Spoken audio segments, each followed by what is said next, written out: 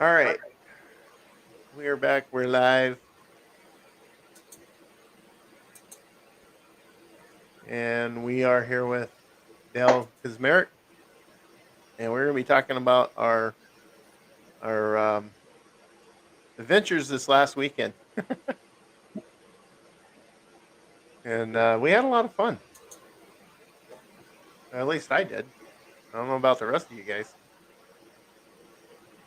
Yeah, I think I had some sort of paranormal experience every single location I was at.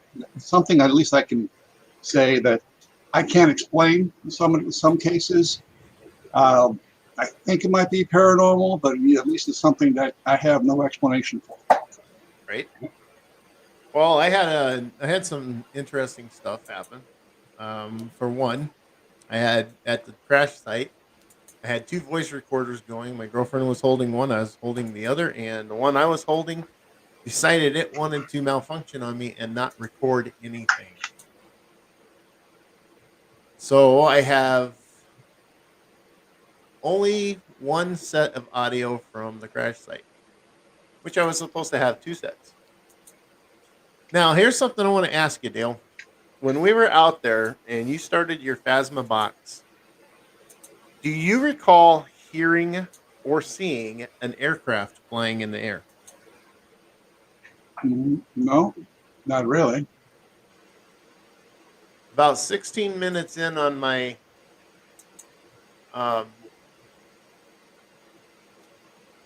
on my audio from the crash site, I have um, I have what sounds like an airplane in the air flying over, and I don't recall ever hearing one. That was one of the reasons I was wanting to talk to Mikey too, because on the audio you can hear him talking about starting an EVP session at that point, and you can hear the airplane really clearly. Okay. So I'm gonna see if I can try and get it to come up here.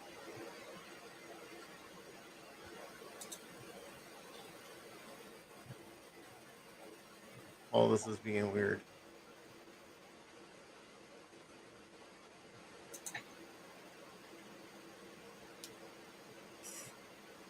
Anyway, Joe, you got anything there? Come Hold on. on a second. I was still sharing the Yeah, feed, yeah, and whatever. it's not. Things aren't working. There we go. Dadgummit. So I'm just going to explain so people know. Dale here invited us along for a trip to Iowa where we went to the Buddy Holly crash site the day the music died, and Farrar's school in Maxwell, Iowa. And I'll tell you what, that school was one of the most active places I have been to so far. And it was an honor to actually meet you in person for a change. And it was an honor to have the invite from you Seriously, to go along with you, My that pleasure. you invited us to that this that trip. is I mean, it was seriously yes. in going to that school, it was amazing. But being at the crash site was something else altogether because I was a big fan of music, and just to be there was an honor alone, you know. Um, it was a lot more surreal than I thought it would be, you know.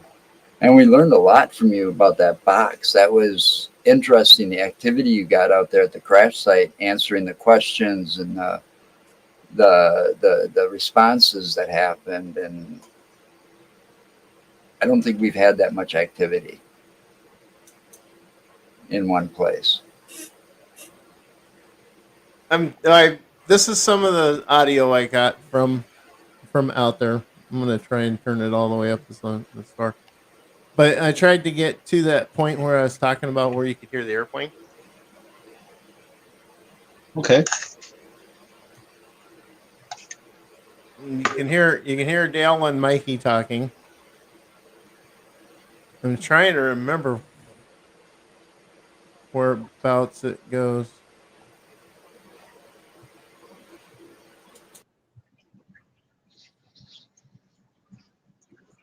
See, it's right around the time you started. I believe. Yeah, that what meter was that, Dale? Which Uh-oh. one? Looks like Joe dropped off.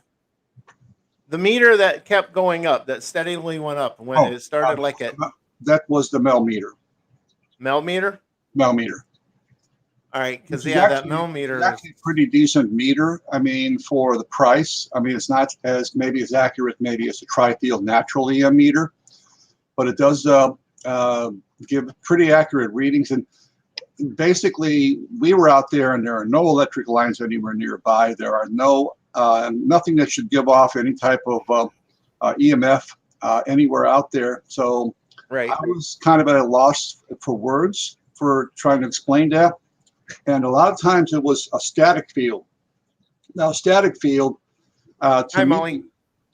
very often indicates something that may be naturally occurring or geomagnetically occurring or something that's explainable, but there's nothing out there that would cause that. I mean, if you go into a building and you're getting a constant 2.0, 2.0, then you can probably say, oh, it's got to be the wiring or something like Right. that, or something that's causing it. But there's nothing out there. There. Listen. Can you hear it? Well, I got headphones on. It makes a difference. But it starts getting louder. You can hear the airplane. It's a single prop.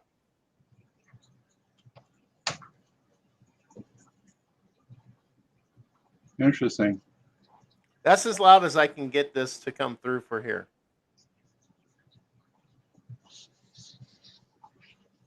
Yeah, I don't remember actually Yeah. hearing I or thought it seeing was anything. I thought So no, I thought it was pretty cool that this happened, that I caught that.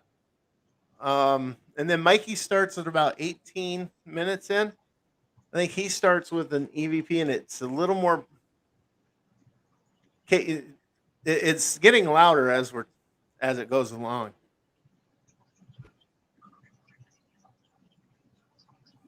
And then I'm joking with Joe.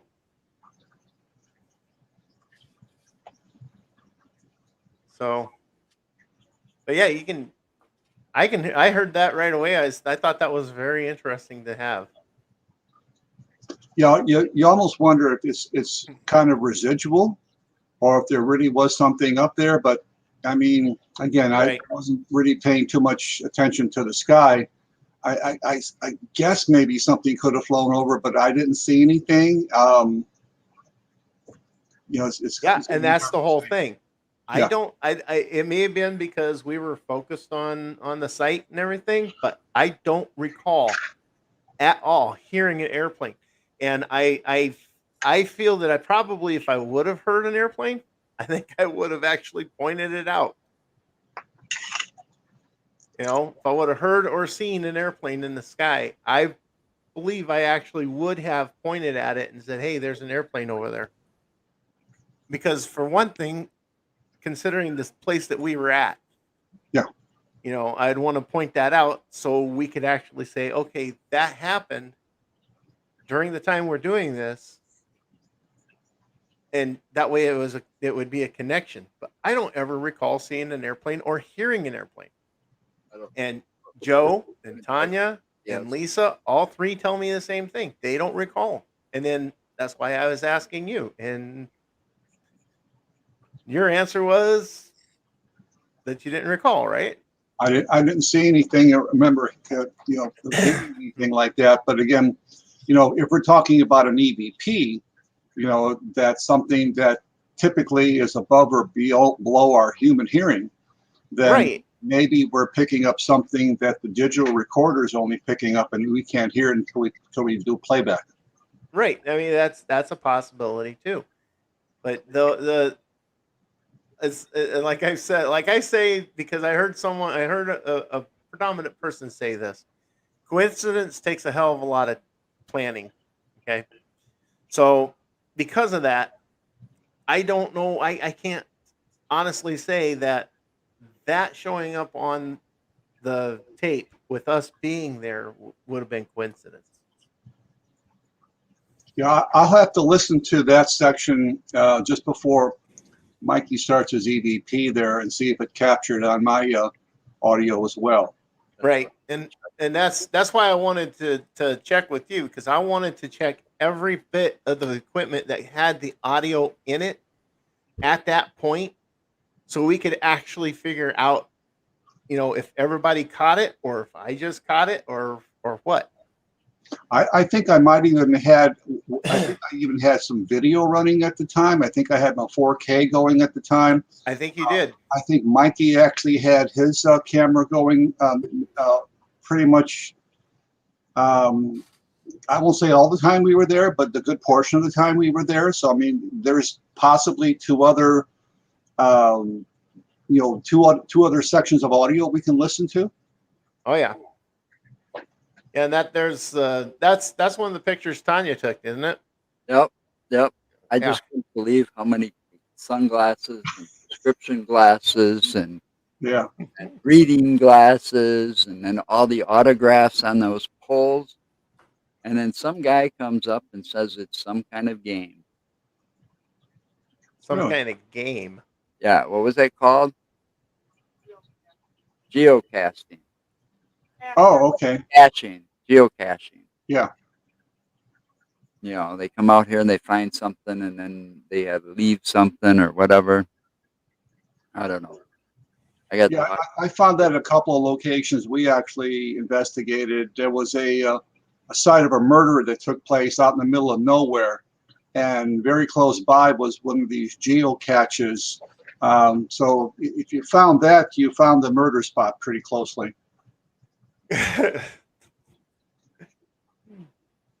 Poor Lisa looked like she was hot as hell out there. Oh yeah, it was a long walk too. Yeah, there's the trail for that long walk. Actually, that's just there. There's the memorial. Yep.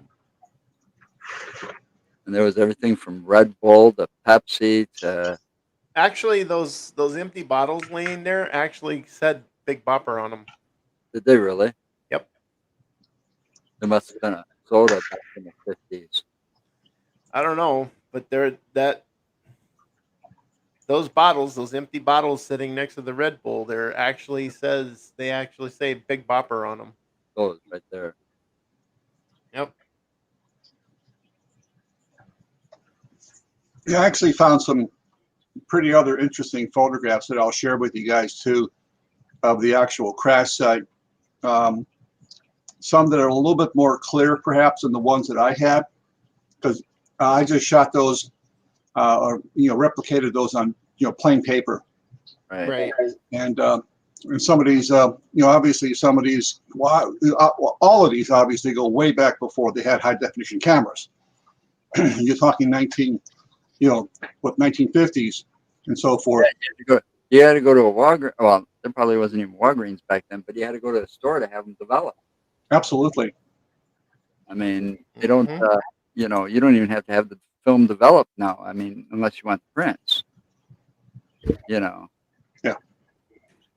I mean, we took those pictures, and they were up on they were up on her phone, that same day.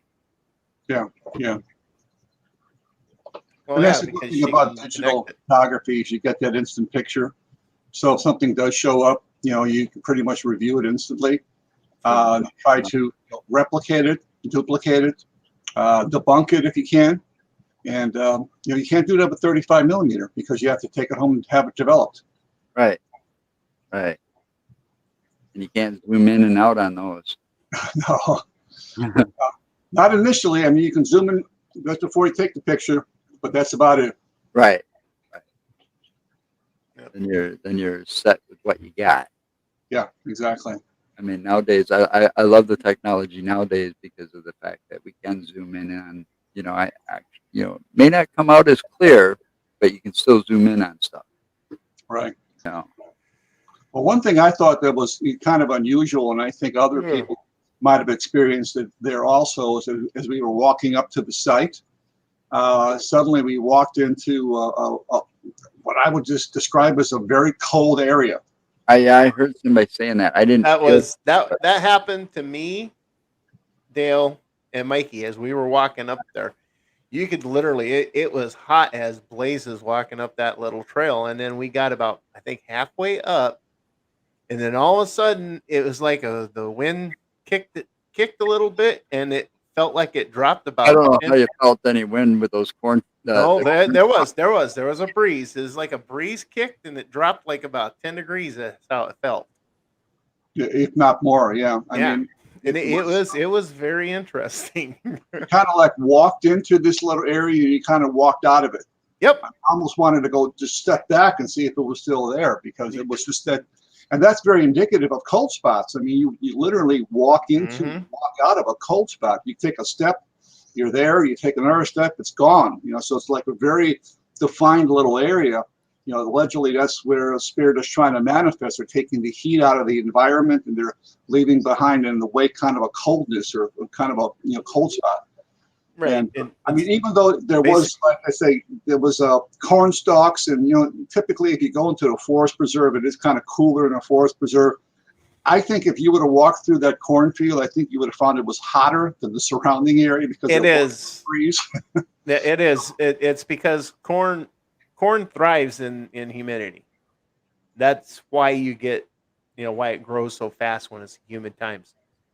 So when you walk into a cornfield, you got more humidity, and because of that, it feels a hell of a lot hotter. Yeah.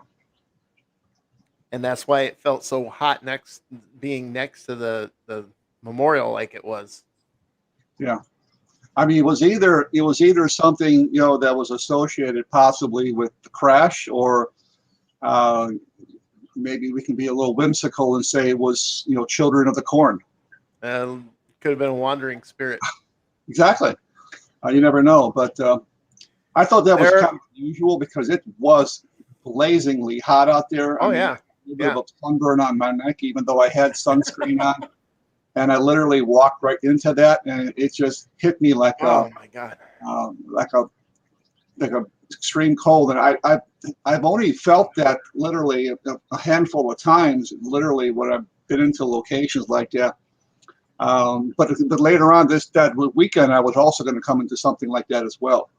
So I mean, I had a couple of pretty weird experiences, not only at the Buddy Holly site, but that's for our school, and also at Belitska X House. So I had a weekend full of interesting personal experiences that happened to me. Yeah. It was pretty crazy. But the Buddy Holly site was always one place I always wanted to go to. For the longest time, I had I apologize. planning trips to go out there. In fact, this was gonna be like our fourth or fifth crash site we investigated this year. So yeah, you were telling us that, I think, when we were out there. So I mean, not all crash sites are haunted, but I mean, just think of what happens at crash sites. I mean, your lives are cut short. Sometimes it's tragic. Sometimes it's unavoidable. It's avoidable. Crash sites are violent. Yeah, but a lot of times they're avoidable. Absolute violent. Well, yeah, they can be crashing into the side of a hill. Yeah. If people wouldn't have got spatially disorientated, or if they wouldn't have flew into storms or icing conditions, maybe it's kind of like what I was telling you about the helicopter crash of Kobe Bryant. They had the pilot was inexperienced in flying in inclement weather, and they took off, and it was overcast with low clouds, and he basically flew the helicopter right into the side of the mountain because he didn't know how to read his instruments correctly. Yeah, that's what happened at the Jim Reeves crash site in Camden, Tennessee. That's what happened at the Patsy Cline crash site. Brentwood, Tennessee, with Jim Reeves, and Camden for the Patsy Cline. They got spatially disorientated. They were trained on what you call visual flight rules, and because when they went into some bad weather or fog, they couldn't see the horizon, they couldn't see landmarks, they weren't trained on instruments, and not being able to look at their altimeter and their artificial horizon. Yep. And being trained properly, they flew into the side of a hill. Yep. And these were all small planes, all inexperienced pilots, pretty much. So it was totally avoidable. Yeah, and unfortunately, that's what some of them are. You know, they're not instrument trained like they need to be. They're visually trained, and if you take the visual part of it away, it's it kind of is like, puts it in that higher risk category. Oh, absolutely. So, so anything else about the crash site that we need to talk about here? I think we covered the crash site. Well, Yeah. like I said, I have so much to go over. Yeah.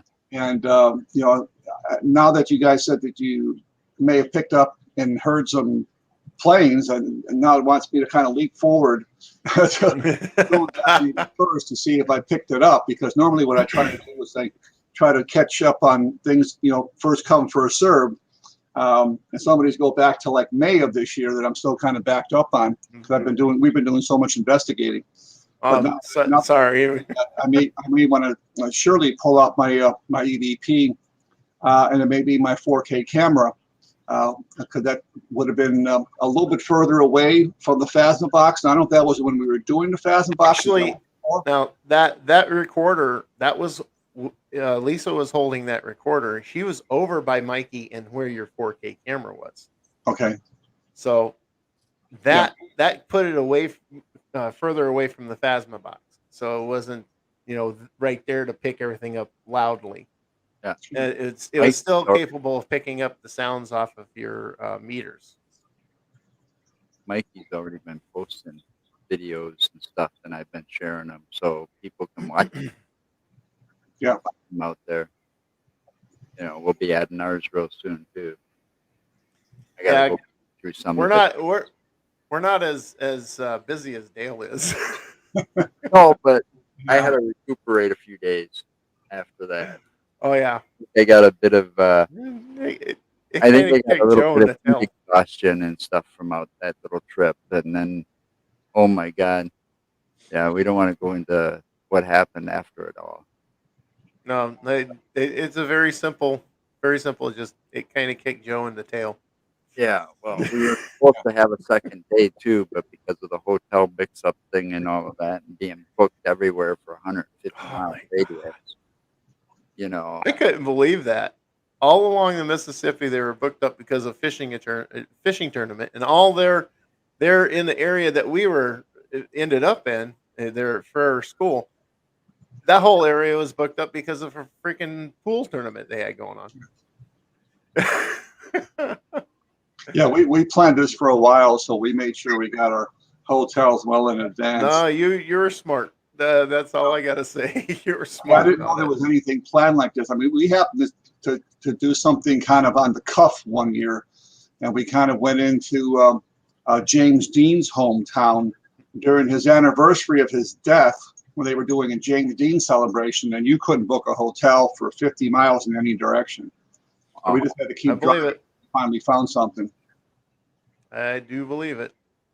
Yep. Yeah, but there was like 3 or 4 different things going on for us. There was a lot of things. It was nothing, and there was nothing. I was lucky enough to find a place for them to stay the night. We didn't get our 2-day trip in. Yeah. No, by the time we found a place for me and Lisa, we were already back to Verona, which was about an hour and 20 minutes from our home. So I'm like, screw it. Right. Drove home. Another thing I kind of found was kind of amazing with that place is and I realized it was a Saturday, but it was a constant flow of people. Oh yeah, that was kind of weird. And there were several people that were pretty interested in some of the stuff we were doing there. And I know some people had actually kind of walked into us when we were kind of playing. I told Mikey to download some songs on his phone. Right. That'll be the day with Buddy Holly and of course La Bamba and then Chantilly Lace to kind of play those. And we were hoping to use those as kind of like a trigger object to we could stir things up. And I think we may have stirred some things up then with that music. Man, could have been. Could have very well been. Yeah, when he was asking who played these songs or who was singing these songs, there was some answers. Yeah. There was voices coming through. Yeah. Yeah, the Phasma box very rarely disappoints me. Sometimes there's a lot of garbage that comes through, a lot of random words that doesn't make a lot of sense. But in some cases, when you start getting direct responses to questions asked, or if not direct responses to at least words or phrases that are relevant to where you're at, that's when it starts to get kind of crazy. And what are you picking up? This is an app. This is using, internet radio and sound banks mixed with a reverb and echo effect. But still, it's an app. And I'm not a big fan of all these apps, like Ghost Radar, where it's got the little radar going around and showing the ghost as little blips. Well, come on, your phone doesn't have a radar inside it to do that. No. It's a word generating device. You weren't hooked into the internet using that app. He wasn't. I remember. He can't.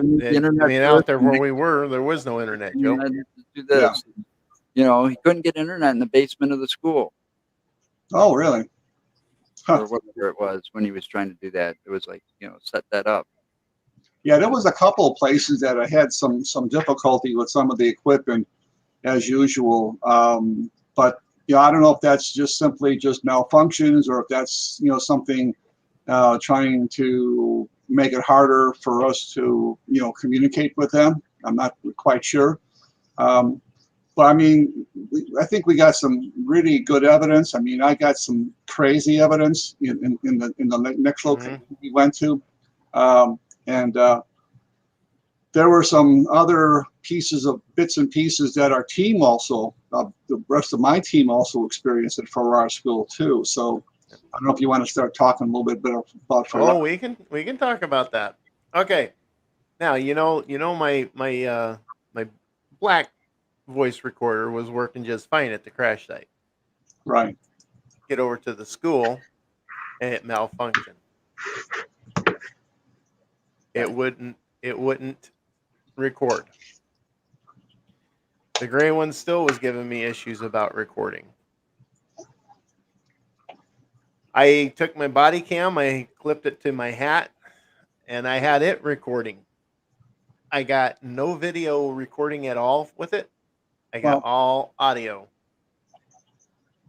Part of the school. Now, you remember when you came back when we was getting ready to go into the boiler room area? I had my camera set up there on the tripod pointing into the room with the IR lights going and everything. Right. Ran through the first battery. Recorded, had no problem. Got all the video from that. It's in my file. Joe went in there with me before we went in to do the Phasma box. I changed the battery in my camera. Turned everything back on, hit the record button. It showed it was recording. It indicated recording on the screen. Let it set, let it record. Every one of the record files, it records for a certain time, and then it saves and then goes to a new file. Every one of the record files after I change the battery will not play. They're there. They were downloadable, but it will not play. It tells me it's out of it's not in the right format. So everything after I change the battery won't play. So that's everything that when we were in there doing the Phasma box and everything else. What format did it say it recorded in? Does it? I'm not certain if it does. Okay, because I have a conversion program that can convert pretty much anything to anything. So if for some reason there's something that's not readable, maybe you might want to kind of send it my way. If it's all right. The original first format is AVI. Okay. It recorded five sessions of it. Mm-hmm.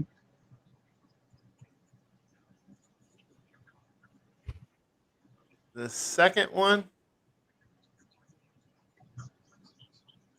MOV. MOV? Oh, yeah. Okay. Why? I know why now. Why, Joe? You're probably using the wrong media device to open it with. You don't have the proper codec. No. That's not the point. The point is, why would it change from AVI to MOV just by changing a battery and not touching anything Maybe the else. camera went back to default settings. The default settings are AVI. Oh, I don't know what to tell you. Well, I can actually convert MOV to any format you want. I could probably do it too, but I got to find the right programs. You've got the right program. Yeah, what program is that, Joe? It's in that suite that I told you to download. Internet Suite? That suite of programs, that NCH or... Oh, I haven't gotten that yet because I delayed it because you had everything that you were doing. So yeah, Well, I'll find the right one. there's a free software program that you can get download off the internet. It's called FreeMake, FREEMAKE, and it literally will convert any audio into any audio and any video into any video, and it's absolutely free. And I also kind of have a player. It's called Any Player. It's supposed to play anything. Yeah. Any kind of audio and any kind of video, and it still won't play that MOV. But all the files are there. It tells me they're all there. It's just nothing. It won't play those, and I can't figure out why it would. Some just of those by changing that battery, MOV. why it would go from AVI to MOV. Did you try opening it up in Windows Media Player? I've tried every player I've got, Joe. It won't open in any of them, and I've got 4. Well, maybe the file's totally corrupt. No, it doesn't say it's corrupt. It says it's the wrong format. does it actually show Play that MOV in Windows Media Player if you get the right codecs. does it actually show that there is some media there? I mean, it shows so many megabytes or gigabytes or whatever, or does it show 0? No, it's 898 megabytes for that one, 1.5 gigs for that one, Oh, 1.51 gigs for that one, which is an hour and like 10 minutes. well, the only way you do it is to convert it. Okay, and it shows the full setup. Just like when I highlight these others, it tells me 3.89. Then it's got 95.5 megs. So it shows the videos there, but only until I switch the battery. At that point that I switch the battery, then it's not recording anything else. Or it's recording it, but it's not in the right format. It's in MOV format. I wonder if by putting the battery in, you somehow shorted something up momentarily and it defaulted. Okay, here's something even weirder now. The ones that are showing up before I put that battery in are saying MOV format as well. Except for the very, very first one. It says AVI format. Yeah, see. So the camera that's the same one you've got, I was just looking at the folder. The ones that I recorded, there's 2 of them in there. They're both MOV. Yeah. I was able to play them. Well, this won't play them. It tells me wrong format. But now the other ones from the camera you don't have, those are MP4s.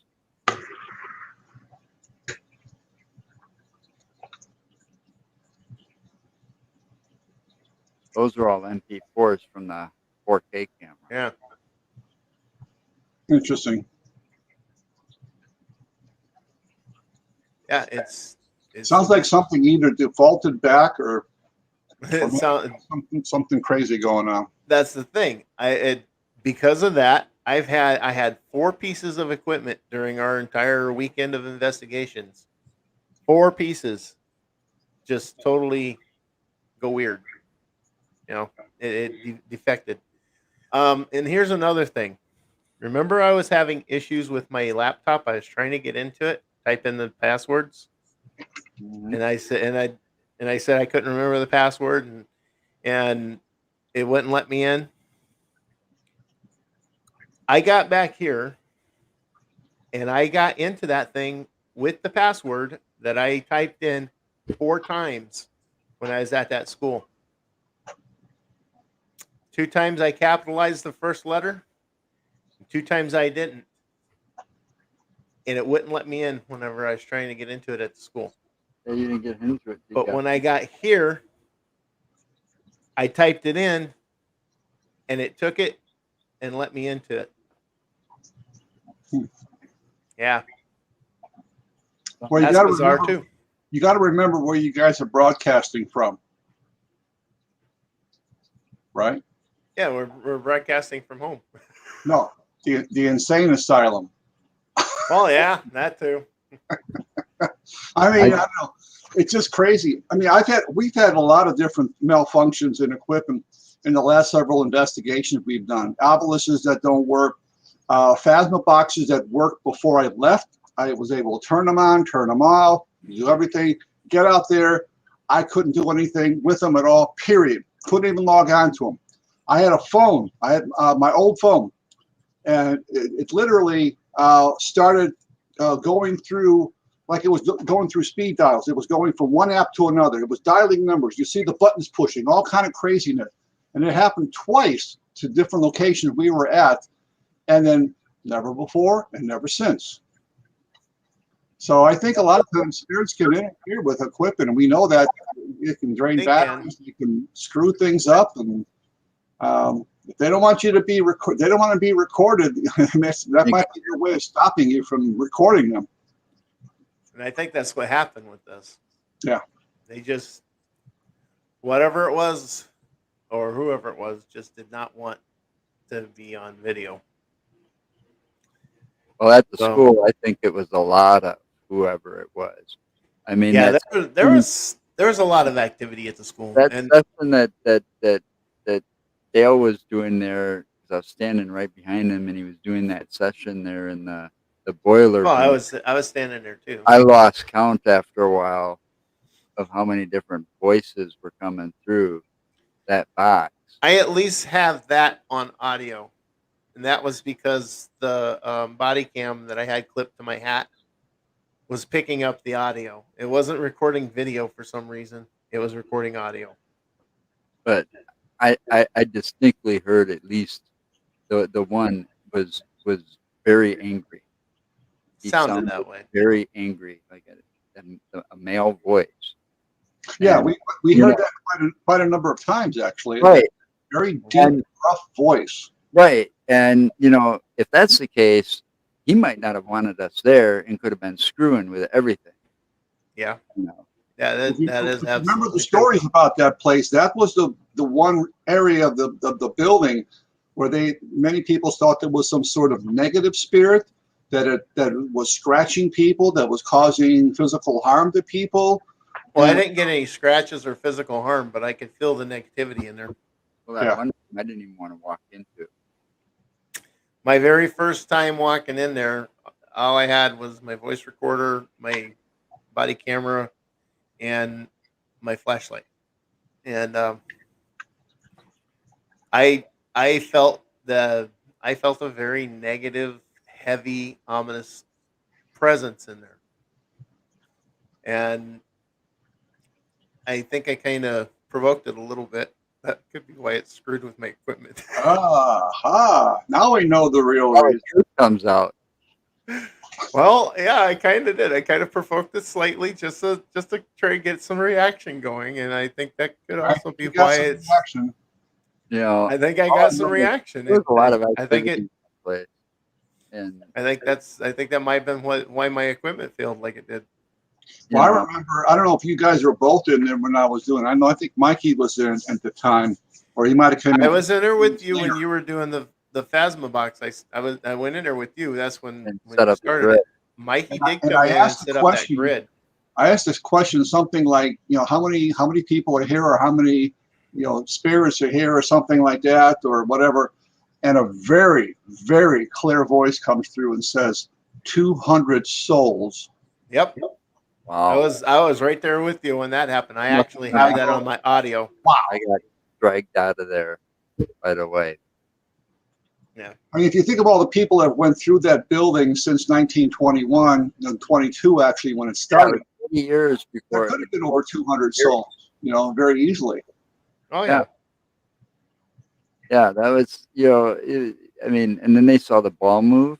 Nobody was down there to touch the ball. Oh yeah. Remember I was telling Everybody you was that pretty the much. ball behind you was moving? Oh yeah, they I always. didn't mean to interrupt you like I did, but I mean she pointed it out, and I was like, I was hoping that I think Mikey was filming you at the time. I was hoping he would have at least panned to it to try to get it on camera, because none of us up on the easeway there had a camera at that point, and it was one of the people that came with you that pointed it out. She's like, "Look, that ball's moving." Yeah. So that's why I kind of was like, hey, I was hoping Mikey would have kind of like panned down and tried to get that on camera, because I think he was filming you with his phone or something like that. Yeah. Well, I know another area that I don't know if you guys had a chance to visit in that building, but it was room 206. It's on the second floor, and we four of my team members, they kind of split off, and we kind of like split our group basically in half. You guys and Mikey were with me, and then they kind of went off by themselves for a little while, and they went up to 206, and they were doing a hey, Marianne, it's one of my good buddies. Hey, Marianne. We're doing they were doing an EVP session up there, and they had just started their EVP session when they heard the sounds of the metal lockers slamming in the hallway, and they thought it was me. Maybe I was I'm fooling around, which I never do, by the way, or maybe we were testing stuff or something. And they looked out there, nobody was out there. And then later when they asked me, I said, I was down in the basement. I was in the boiler room that was going on. So they had all these kind of things going on. So eventually we kind of flipped floors. They went down into the boiler room and we went up to 206. So me and Mikey decided, well, I'm going to put a camera in this hallway. And Mikey had a nice big giant IR light that illuminated the whole hallway. It was like broad daylight. So we set that up, and we were out there getting the camera angles just right, making sure we could see all the lockers in case they moved or they made any sound. Mm-hmm. Just about that time, behind us in the room, we heard a noise, and it was no more than 10 feet away from us. I go, well, that's kind of strange. We just walked out of the room, and we hear a noise in the room. So then Mikey goes in there, and he sees this little rubber football laying on the ground, and he goes, I don't believe it was there before. So he picks it up, and he kind of went to bounce it, and I had to agree. It sounded exactly like that. So what I think was happening is that some little mischievous little boy or girl or spirit of some kind was drawing us up, first of all, into the the hallway, and then trying to do stuff behind us. And then we went back into the room. We started hearing things in the hallway again. And that went on for the whole EVP session. We started to do a phasma box session in there. And the phasma box can be kind of loud at times. Sometimes there's hardly any noise. And during the time where it wasn't making a lot of noise, we were hearing noises in the hallway. And I know where my team was, and I know everybody else was, because we walked out there, there was nobody in the hallway. Shined flashlights down the hallway, nobody anywhere nearby. But we kept hearing noises. So what I started to do, I said, well, I'm going to do like I did before when I was at the First Ward Schoolhouse up there in, I think it was near Wisconsin Rapids, somewhere in that area, in your neck of the woods up there. I don't know if you guys ever heard of that place, First Ward Schoolhouse. But I sat in the teacher's desk, and I started to do like a roll call. I just started calling out names like, Alan and Alice and Barb and Bobby, just kind of going through the alphabet. And all of a sudden, this very, very, very powerful voice comes through, and it says, Ryan. And I said, okay, because I would think I was only on like maybe E or F or maybe G at the time. I hadn't even got to R yet. He goes, Ryan, like he wanted to, have himself known. And Mikey goes, turn around and look at what's on the blackboard behind you. Top of the blackboard was the name Ryan, which I thought was a little creepy because, I mean, there were a lot of names on there, but Ryan is not exactly a real common name. Right. And so I think maybe Ryan was the guy, or the boy, I think, who was kind of playing with us and our team, because, again, when the team was in there doing EVP, they heard stuff in the hallway. When they went out in the hallway, they heard stuff in the room. Same exact thing as was happening to us. We began getting some other names that came through. We began to get what we thought was some sort of communication, some sort of intelligence stuff taking place between us. And it went on for a while. And then suddenly the rest of our team came up towards the end of the night and started to do an EVP session together with us. And we were all in the room. And the same thing happened. As soon as everybody got in that room, we were doing the Phasma box. We started hearing noises in that hallway again. And it was just like constantly going on all night in that place. So I think, I was there before many years ago. And I tell you, it was a lot more active this time than it was back then. That's pretty damn cool. Yeah. I mean, this was actually, disembodied sounds that we were hearing. I don't think we actually ever picked up any disembodied voices, but disembodied sounds, just things that were common. I mean, you think of it, kids going through school, they're going to their locker, they slam their lockers. So what you're picking up is residual. You're picking up residual sounds from 80, 90 years ago of kids slamming their lockers, going about their day in school, and it's just being picked up, by our ears in real time. And unfortunately, we didn't hear the lockers. The other group heard the lockers, and we're hoping that maybe during their EVP session, they picked up those sounds of the lockers. Definitely. But I don't know. I don't quite know if the camera that we were setting up in the hallway to monitor the lockers was on at the time we heard the football. I'll have to review that. If it was, it would be kind of cool. Now we put that football on a desk. We put a laser grid on it. We watched it. We had a camera watching it all night. It didn't move anymore after that, and that's typical. I mean, it's just like mischievous, but they don't want to be too overt. They don't want to really kind of show, hey, this is what I can do. But kind of like in hindsight, they'll say, oh, when you're not looking, we'll just kind of move something and make a noise, and you'll turn around and you won't see us, but you might see what we did, knocking over a ball, slamming a locker, something of this nature. So that was pretty cool. It really was cool. Yeah, it sounds like you guys had a better night than we did. Well, we had a pretty strange night in that boiler room. We did one more EVP session, I think. I think we did the boiler room first, and then we went up to the first floor where the overlook was, going down to the gymnasium. We did something in there, and then we went up to the second floor. I wanted to do the third floor, but it was a little rough out there. It was a little hot in that third floor, especially in the principal's office. Now, we had gotten some stuff there last time we were there. We probably could have went up there and did a shorter session. I'm a little mad that I didn't do it now, but I think from the sessions that we got, that we did, I think we got some interesting evidence. Well, I know I definitely want to go back. Yeah, a little bit more prepared though, but I mean, just the experience that I had on there alone, and I still can't explain it. Where all of a sudden I was like feeling really sick, sweating profusely, and that's not like me even in the hot weather, not that soon. And the minute I stepped outside and stepped off that first cement step there, I was feeling fine. Yeah. I know when we were there last time, we were able to do a little investigating in the cemetery. But then I think since when we were there last, they kind of said, well, it's kind of like, no, hands off. I mean, you can be close to the cemetery as long as you don't go in, and you can do stuff outside and so forth. But,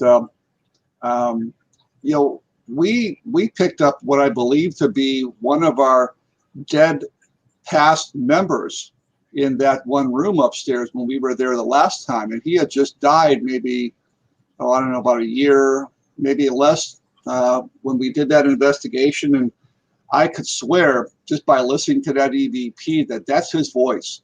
And I knew the guy really well. And I said, darn if that doesn't sound like him.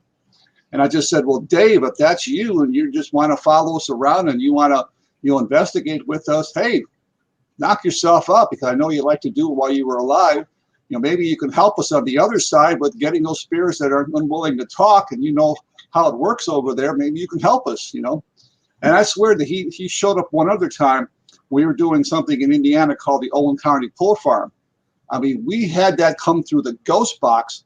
And I mean, there were 4 or 5 people that were with us, and they all heard the same thing. And they all said, this one lady almost freaked out, Lisa Crick. She said, my God, it's Dave. It's Dave. I said, sounds like Dave.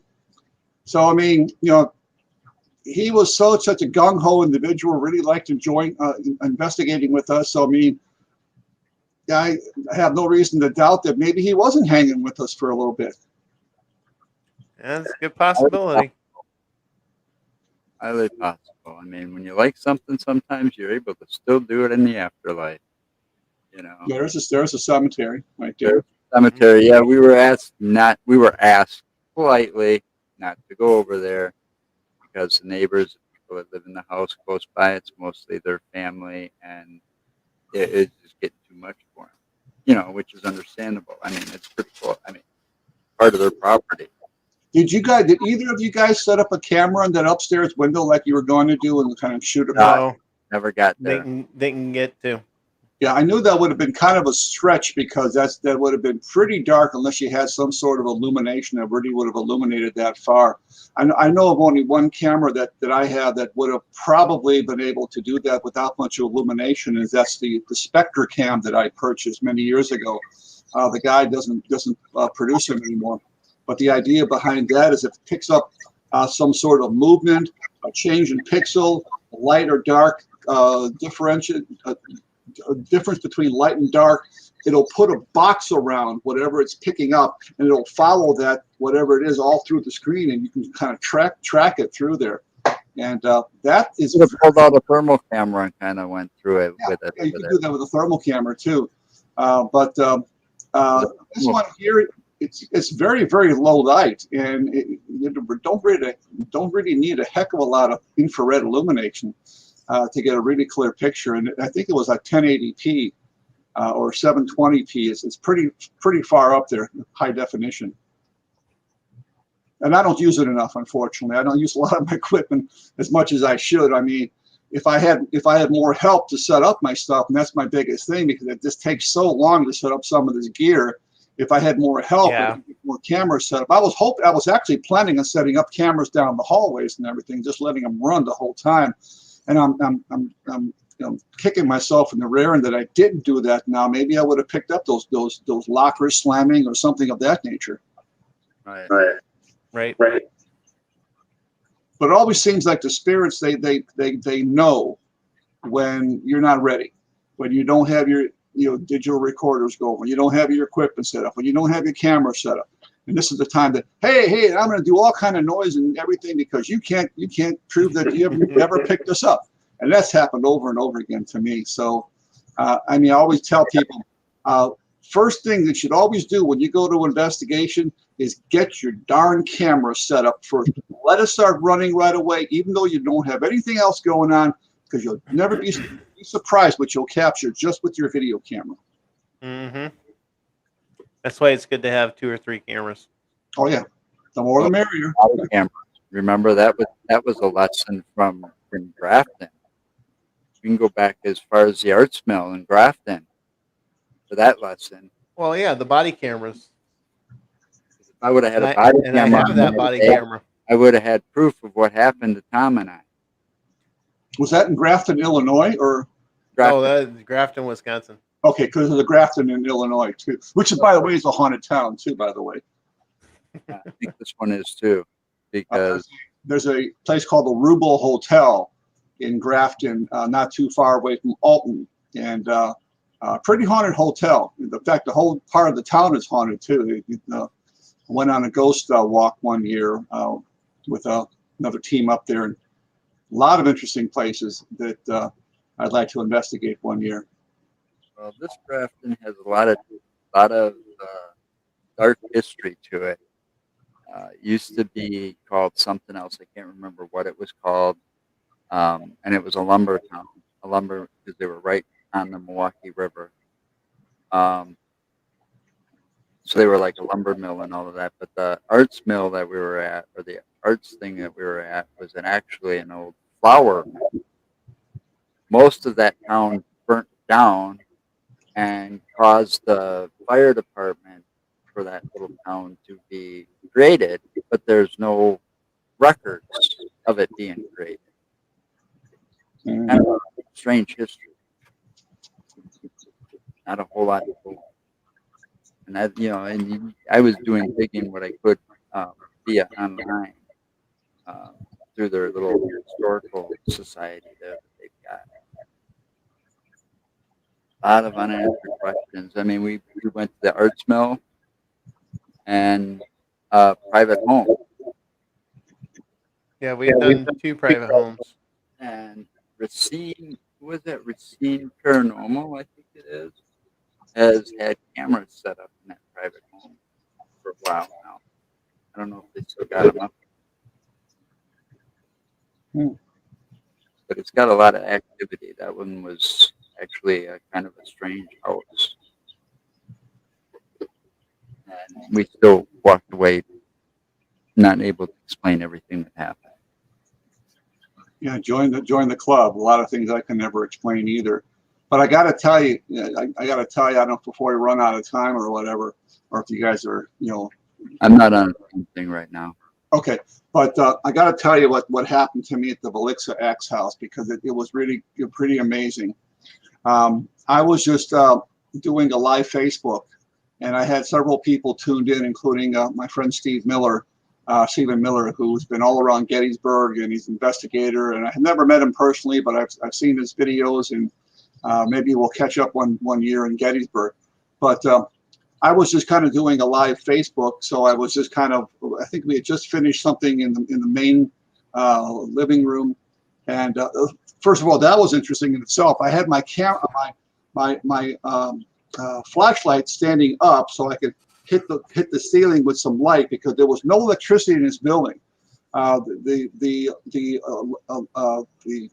air conditioning was being powered by a pole on the outside, and they had an extension cord running through the window to plug your camera stuff in. So it had no electricity. So when it got dark, unless you had lanterns and whatever, it was pitch dark in there. So I had my flashlight standing on end, and now I'm pretty sure when I moved, I knocked over my flashlight. It hit the ground with a bang, and oh wow. And right after that, I felt something touch my foot. And I look over there, and there's a ball that was underneath the table that rolled off from underneath the table and hit the side of my foot. And I go, okay. Now, and I put the camera on there the rest of the time we did our AVP session, and it never moved. It's one of those things that if you miss it, too bad, you've missed it. So we stopped that. I started to do in between sessions. I said, let me just run up real quick, and I'm going to do like a little live EVP, kind of showing everybody, the layout of the building. And Steve was on, and a couple of other people. And I got up to now this is where, if nobody knows the story, there were 8 people killed in this house. There were 2 adults and 6 children, 4 children from the family and 2 neighbors' children. And they were killed by a madman with an axe in the middle of the night. He was never caught. And so I was up there in the children's bedrooms where that activity had taken place. And as you walk in, you walk past a little cubby hole that goes into the attic. And supposedly the story was, one of the stories is that, back then they never, in Iowa, in rural Iowa, back in 1912, they never locked their doors. So people just walked in, but everybody trusted everybody. Everybody knew each other. So apparently the family had went out to Sunday church, Apparently, this guy snuck in, supposedly, hung out there all night in the, all day, I should say, in the attic until they went to sleep, came out and just chopped them to bits. So I walked past that doorway leading into that attic, got into that bedroom. The first thing you see on the left is a crib, and across the way, a bed, and it's like a little nightstand and a couple chairs. And just as I turned away from the crib, now I'm running live Facebook, okay? As I turned away from the chair, I hear a noise coming from that crib. Now, it sounded to me like either a child's voice or a squeaky from a squeaky toy or something, like real high pitched. And I spun around. Like, I was like on edge. I said, spun around. And all of a sudden, my entire right arm felt like it was immersed in a deep freeze. Every single hair was on end. Goosebumps. Wow. I even took the camera, you know, and I showed it, and you can see all my hair standing up. And I'm actually getting goosebumps telling this story, by the way. And the people on the feed said, I heard that. I heard that squeak. So it wasn't just me. And then all of a sudden, everything went away. So I went down and I told everybody what happened. We went up there. We tried to do a couple of EVP sessions, including doing what is called the Estes method, where it's sensory deprivation. You cover your eyes, your ears, you hook a ghost box. People ask questions, and you just say whatever comes through the ghost box, whether it matches up or not, because you don't hear the questions. It's in a noise-canceling headphone. So everybody was sitting in a chair with their back towards the attic door where supposedly the killer came out. And I had a lot of crazy things that people said I said. Now, I don't know if it actually matched up to questions because we have to go through that video. But I went up there a second time, you know, by myself. And I'm, you know, within, you know, earshot of somebody. It's a very small little house with paper-thin walls. So if I would have said, get up here, everybody would have been hear me real quickly and ran up there. And I did another EVP session and nothing. So it was just that one time I was up there that something happened, and I don't know what it was, but it's one of the few times, second time that weekend that I felt a cold spot or a chill of some kind. Now, you know, this building was air conditioned, but you know, they were window air conditioners. So they had a window air conditioner. As soon as you hit the top step of the upstairs, and then down in the main floor. So a great deal of distance between that air conditioner where I felt that little chill, and it was on the opposite side of my the body. The air conditioner would have been on my left side. The right side is what got the chills and got the goosebumps and got the hair standing up on it. Now here comes the crazy part. I remember recording that. People said that they saw it, they heard it. When I went back to find it on Facebook, it's not on Facebook anywhere. And darn, am I PO'd, because that should be that on is Facebook. To me a classic piece of evidence where you hear something and then you have a physical sensation on your body. Now I looked all over in my Facebook lives and my videos and everywhere. It's gone. Now, what could have happened is that maybe I never saved it, which I always save all my videos, and I always say never erase.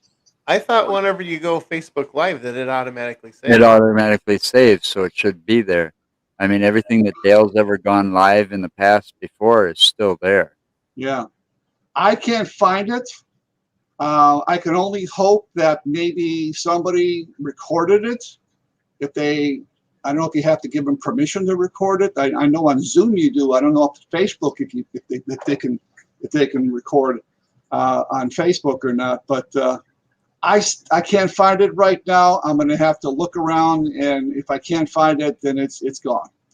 But I know what happened to me, and I know it was an interesting experience, and it's one of the few times, like I say, that I can actually show my goosebumps and my hair is literally standing straight on edge. And it wasn't because it was just a creepy sound that I heard. I mean, I've heard a lot of creepy sounds in my lifetime, nothing really scares me. Now, I mean, you might be a little bit, maybe, unexpected that this would happen. So you might get, jump a little bit, but then your ghost hunting kind of kicks in at that point and say, hey, calm down. You're trying to do something here, and continue on.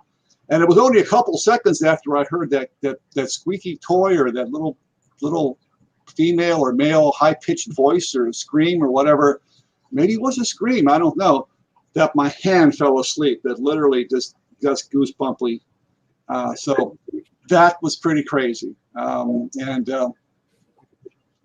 will say that building has got, if nothing else, has got some residual stuff going on still.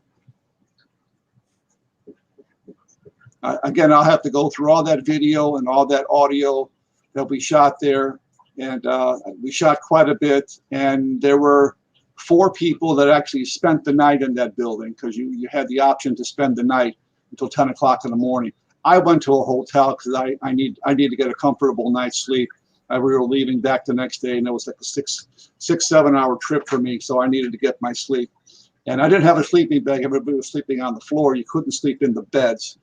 And we'll see if they did some more after I left, because I think I left about 1 o'clock in the morning. It was about 20 minutes to get back to my hotel, and I got up early the next day. But yeah, that was a pretty cool place. And yeah, I've always wanted to go there, but in the past it was way overpriced. I think it was like $125 at one time. I remember years ago, and I said, well, the walls are paper thin. You can only do it with about 6 people, because otherwise unless you stay together. Now, we all stayed together. Everywhere that our team went, we only had 6 people. So we had a small group. We went from room to room, floor to floor. That way we weren't doing simultaneous EVPs and contaminating each other. We had some pretty interesting stuff show up. And I can't remember everything, unfortunately, that we picked up. But I know there was some direct responses to questions that we did. Now we actually used. I'll tell you one interesting thing that we had real quickly. We were in the main floor in the living room, and I was using a Paranormal Puck 2, which actually you hook it up to. It pairs with a tablet, so you can actually type into questions. And I'm not a very fast typer, so I usually just ask a question and hit enter. Which is the same thing. The spirits are there. They can respond. And somebody asked, I think Kathy from our group asked, is there somebody here? Are you friendly or not friendly? And immediately friend came through, which I thought was pretty interesting, because of all the words in the database for that word to come through. Now, there was also reports in the past that some of this might have been, that this murders might have been cult related. And we asked that question, and the word witches came through, which I thought was, witches can be in a cult. I mean, they're not always, most often witches are not negative people. They're usually, they're more of, more positive type stuff. They're not like Satanists or, weird things like that. But there were a number of different words that came through. And we got a couple of names that actually came through that we have to look into to see if it goes into any of the past history of people that lived in the area. It wasn't any of the family members, because we had all the family members and all the people that were murdered. They actually had newspaper clippings in there that had all replicas of newspaper clippings of all the children's names and family names and everybody. So it wasn't any of them.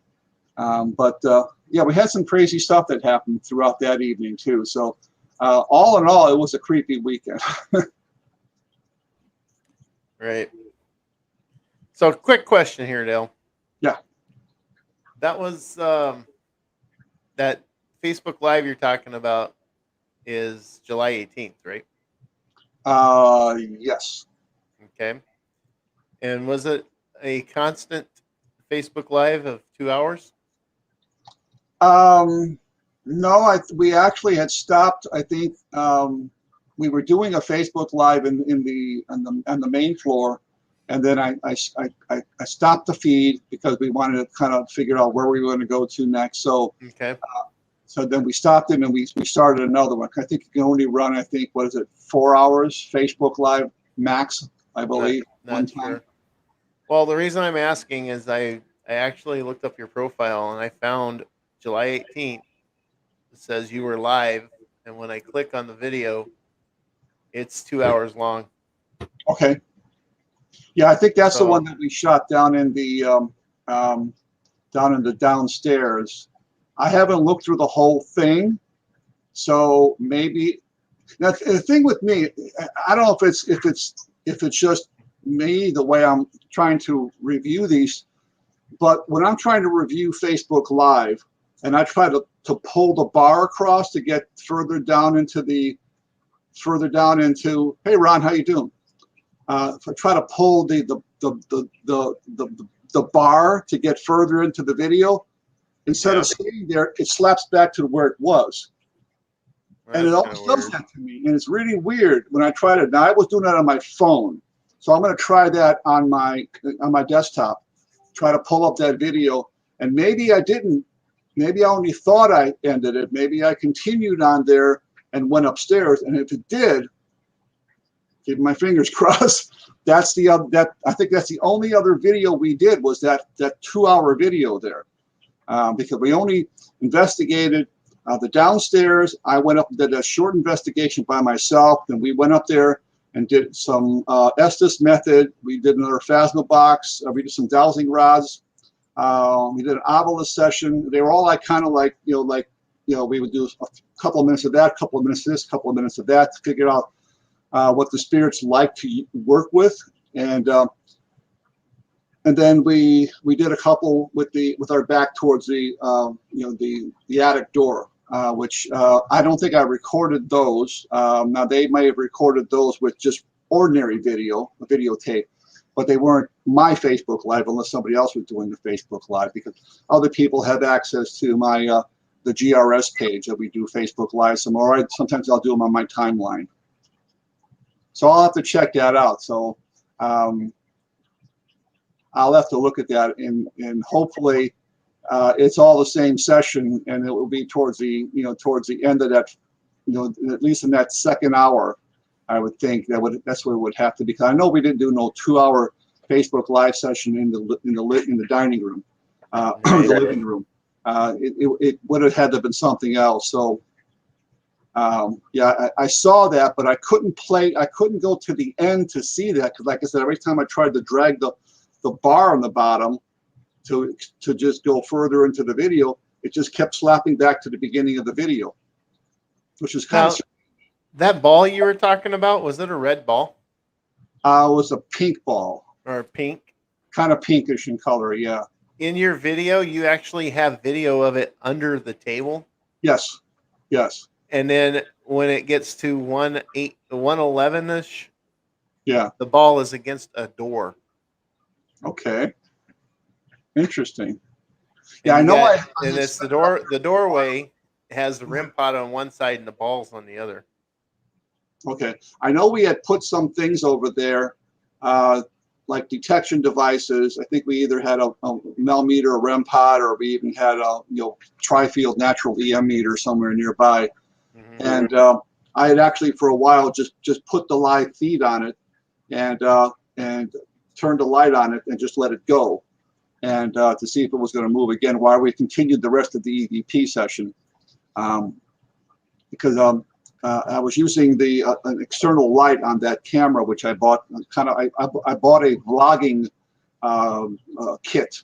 It came with a light, a real nice little bullet microphone with a windscreen on it, a nice kind of like a pistol grip type thing, but also opens up into a tripod and a remote control. And so I was using that for that downstairs. And I also had the 4K going in another section of that downstairs, videotaping us with the infrared light. So okay. I'll have to look at that, and hopefully that's where it's at. I'll have to go through that later this weekend here, and see if that's. I'm keeping my fingers crossed now, because I know we didn't shoot 2 hours down there. Well, like I said, I found it on your feed, and it says it's 2 hours, 2 minutes, 51 seconds, Okay. and it's a Good. continuous hoping video. that's it. So Yeah, I'm hoping that's it. Because that'd if be that's cool because I'll actually I got it up here, so I'll take a look at it too. sure, yeah. But it would be, it's going to be after we ended that session down in the dining room. I keep saying dining room, living room. And then I may have wandered off upstairs and continued the feed going rather than, because I had a number of people on at the time, rather than say, okay, join me in a couple minutes. I might have just kept it going and Yeah. walked upstairs there. Because I don't think we did I know we did no 2 hours EVP session down there. I never do anything that long. I kind of perused through the video. You could see that you changed locations. So Bless you. it probably is that you just continuously kept going Yeah. with it. So I'm hoping, because I mean, if it isn't, then I lost it. And if it's there, I know you can actually download that, I believe, and you can edit that. You can take bits and pieces off there, right? I'm pretty sure. I'm not sure if I can download it. Yeah, I know, but I mean, generally speaking, anybody. Oh I mean, yeah, if it's yours, I think you can. Yeah. You'll have to ask the professional there. He's the one that does all that. Okay. I think he's talking about you, Joe. Yeah, I am talking about Joe. Yeah, you should be able to download it since you're Yeah. the one who uploaded it. I know they're huge. I mean, especially if it's 2 hours, it's going to be what, more than 2 gigabytes probably, if not more. Well, I got something I want to leave everybody with.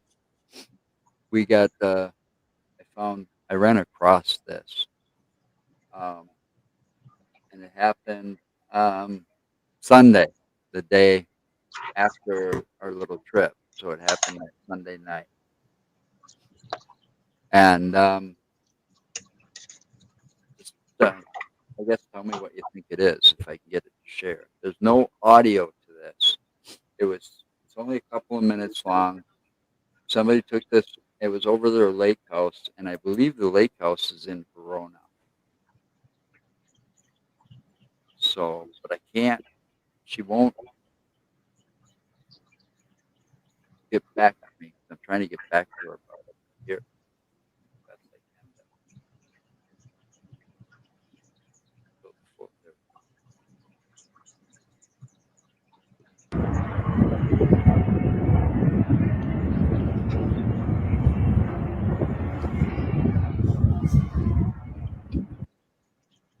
can.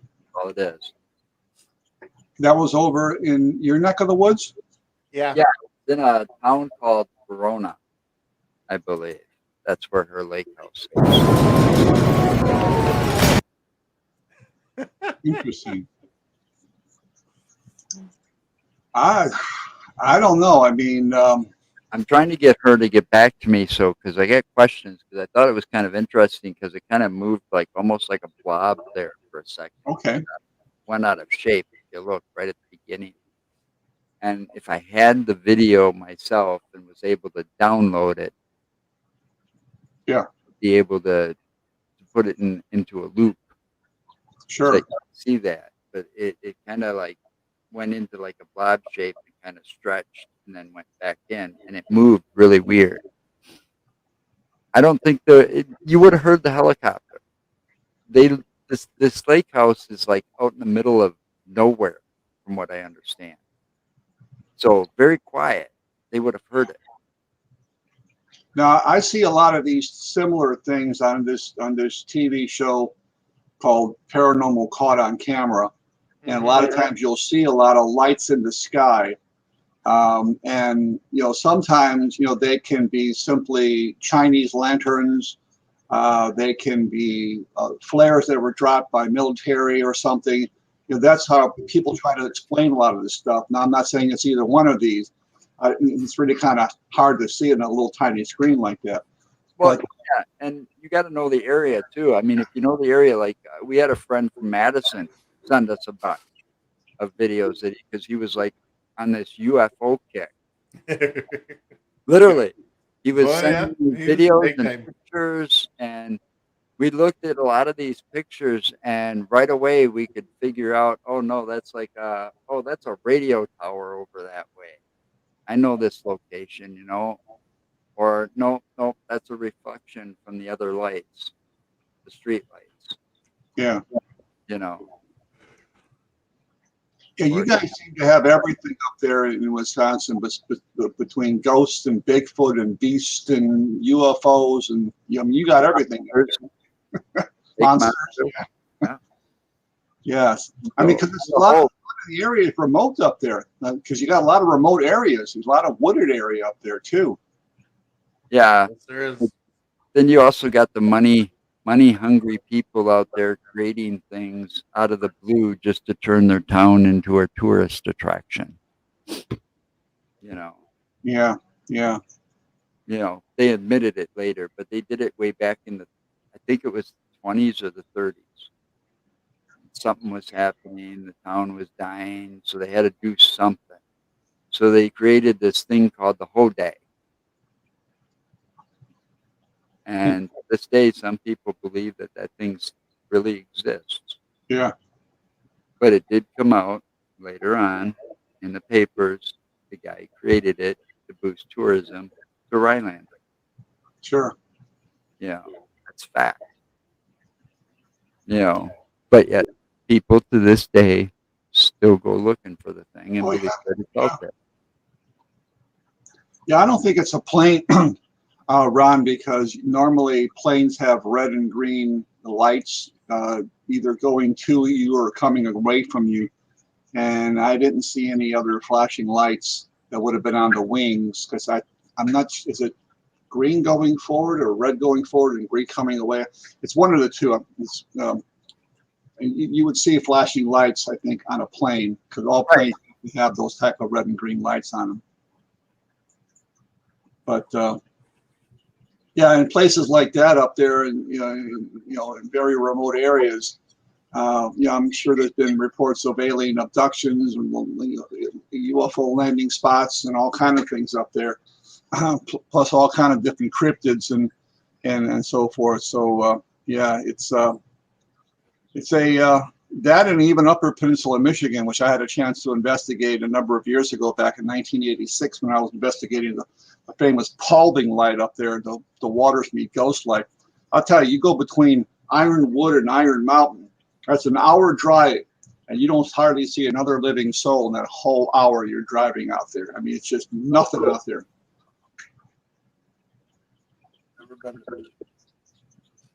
Well, no, I did when I was a kid, but I don't remember. Yeah. I want to go. There's a few places because we've had some guests from there, and there's a few places that I'd like to check out that are there.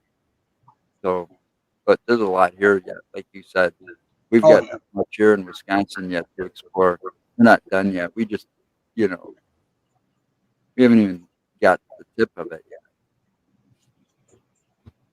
Yeah. We got one of the biggest trips coming up real soon again. 20th. Yeah, there are quite a few of those around here. You're right. There are quite a few of those small airports and private strips.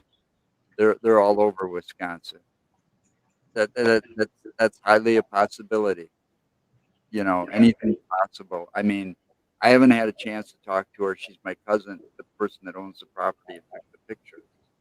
Was that just shot on her cell phone?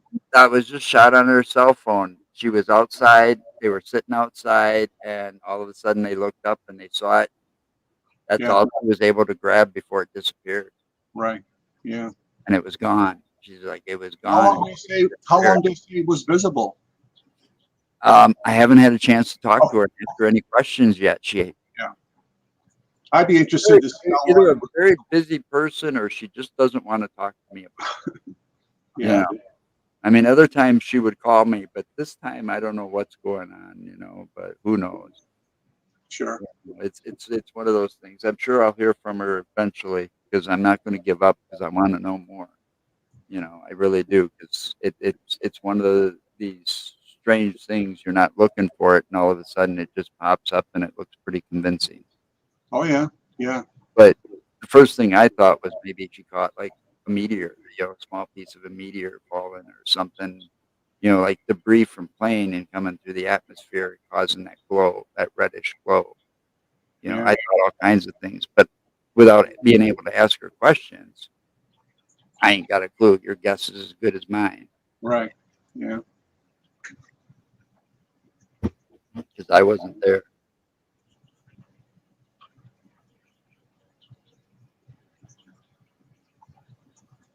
Yeah. Well, I don't know. I'm always concerned about facts, but I don't think hoax this. She's not that type of person to do that. Yeah. It'd be interesting to see the location she filmed at too, unless you guys are familiar with the area. It's over a lake. That's all I know. It's over a lake, and it's out in Verona.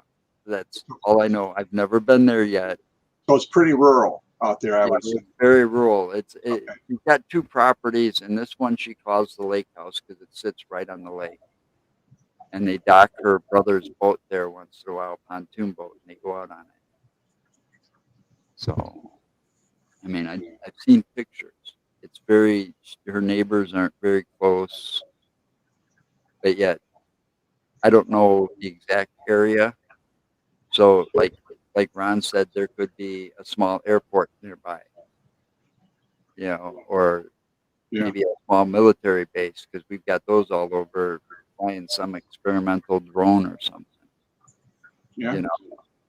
I mean, that kind of warp shape that I'm talking about, that can even just be a light trick because of the way it's moving, and it's a cell phone camera, and it's just a light just making it warp, but it's not really warp. If that makes sense. Plus, there's a little bit of distortion too when you use cell phones and you zoom in, trying to get a big picture and to try to hold it as steady as you can. I mean, it's literally impossible when you're zoomed completely in to keep it steady. But as you said, that was the quickest thing that she had available to pick up and record. And that's how it usually happens too. I mean, you don't have time to set up a good camera and do all this filming. Oh, sometimes you don't even have your cell phone close. Yeah. I've let the dog out at midnight, and I let her out the same door every time she goes out. I know what's around here because I've lived here for years, and I know what lights I should usually normally see in that direction because there's a radio tower over there. I think there's a cell tower over there, and then there's a farmhouse because this is like a cornfield that's behind this little lake, and there's lights on that farmhouse. So I know what those lights should be. I know what planes look like because I live right near the Dane County Regional Airport in Madison. I know what helicopters look like. I know what all this stuff looks like. I was out there at midnight, 1 o'clock in the morning, because my dog was being a pain in the ass and wanted to go outside. So I got up and I let her outside, and I stood there and I was waiting for her to come in because I was hoping she'd be quick. And I was looking up out that way, and I just saw something I couldn't explain. And I didn't know where my cell phone was, and there was no way I was going to dig out a camera fast enough because it didn't stay there very long. So I just stood there and watched in awe, because it's all I could do. And it only lasted about 5 minutes, and it was gone. Yeah. But it didn't move like any plane, didn't move like any helicopter could move. That's like when you see a lot of these different lights that people show on these paranormal shows. It's just like, they're lasting for minutes upon minutes upon minutes, and you wonder, what the heck that could be. But at the same time, if you look at, they had one on just, I think the last couple of days, they had a new episode, supposedly a new episode of Paranormal Caught on Camera. And it was like a group of like 7 lights in a straight line. And they kind of like went off, eventually they kind of came back on. And they looked like they were almost kind of fading away. But at the same time, again, the way they faded out looked very similar to things that I've seen, phenomena that I've actually seen in Joplin, Missouri, and other locations. where these lights don't just blink out; they slowly fade out. And you know, I mean, when I hear that and I see things like that, you know, the first thing I think of is that, you know, military dropped some flares, because this was actually reported over San Diego. In San Diego, they, you know, they got a big naval air station right there in San Diego, and it's over the ocean. And so, you know, they come down in these parachutes really slowly, and if they drop them off about the same time, they would come down all in about the same time in a straight line. Or if you even have Chinese candles, which I think, or Chinese lanterns, I think they're called, which I think they're in many states they're illegal to actually, you know, to send up anymore because of fire risks. You know, they eventually would go out of it too if they got up too high in the atmosphere and there was a lack of oxygen up there. So I don't know. I mean, even the very famous Lubbock lights in Texas, or the lights that we're seeing in over Phoenix, Arizona. I don't know, many years ago, people were the military was trying to say, oh, these were just military flares we dropped out there. Now, it very well could have been as simple as that. But they were shot by a whole bunch of people from all different angles. Phoenix lights were like extremely popular, weren't they? I mean, there was a lot of witnesses to the Phoenix light. Yeah. Yeah, there was a lot of witnesses to the Phoenix light. You know, that, so that's kind of hard to cover that one up. Yeah. Yeah. But of course, you know, the military does its best to try to cover up anything that they think might panic the public. But now, as you know, there's a lot of these things coming out. They're declassifying. They're showing a lot of these videos that were captured with pilots and you know, with audio and video, and they don't know what they are. Now they're starting to. Now they're not calling them UFOs. They're UAPs, unidentified aerial phenomena. That's what the terminology pretty much is now, which means that could mean anything.